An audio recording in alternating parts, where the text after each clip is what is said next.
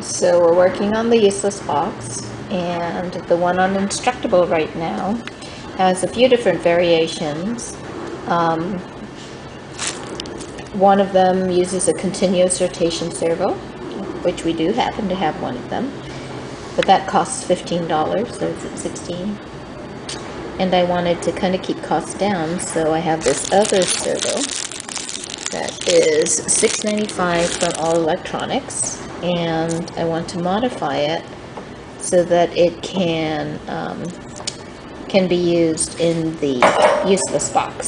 So I'm following the how to modify a servo motor for continuous rotation, one motor walker robot. Okay, I'm going to take the screws out. So I'm reading the instructions, and what it's saying is to desolder here, take this off, connect these wires differently to the motor behind it, and then we have to adjust the gear, the gears in here. Hang on. It wants you to take the stop off, the plastic tab off, so I think this is what we'll have to cut off so that it can keep going, so it won't stop. But that's what we are going to be trying to do.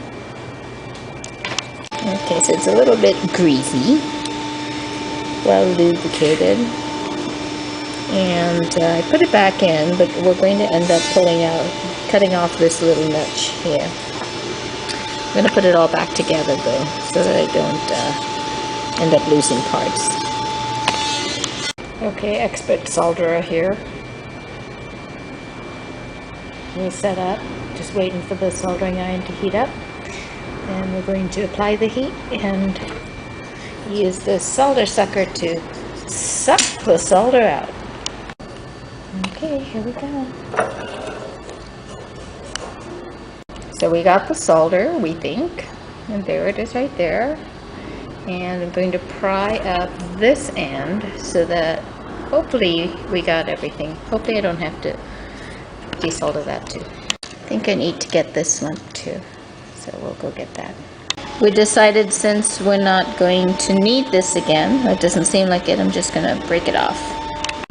Okay, let me just insert this to the pot, and then rather than need to know how it goes together from here on. Continuous rotation servo! It works, it works, it works! Except there's no way for it to spin the other way.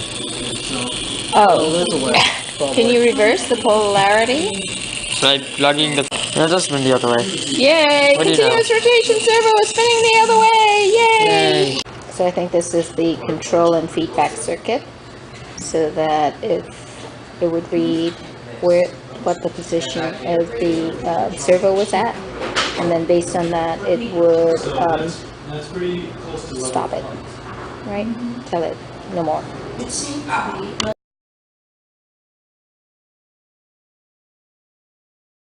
So here we are working on the useless box, the most useless box ever. We decided to build it out of Legos, and it turns out Legos are not very strong. Lego will come apart. Okay, so we're going to hold this in place. I forgot to connect it. Okay, connect. Oh. Hold it up, hold it up. Oh, it needs to be longer. Oh, there you go. So it did it? It just did it? Yes. Tilt it towards it. Just kind of cheat a little. There, it did it. Right? It did it. Did it do it? Did it do it? Is it doing it? We think it is. Oh. Yeah! Yay, everything I did. So show me what you have. You have the motor connected to the Lego connected to the motor axle, and then you have the switch down here. You wired everything together. You didn't use any resistors or anything like that? No. Huh, interesting.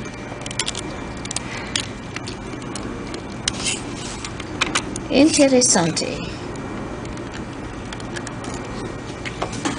I think if I had a switch that was easier to flip, it would work. Oh. You know what? You know what they Yeah. say is, for the toggle, you could play with it a little bit, flip it back and forth a lot, and that will ease the spring.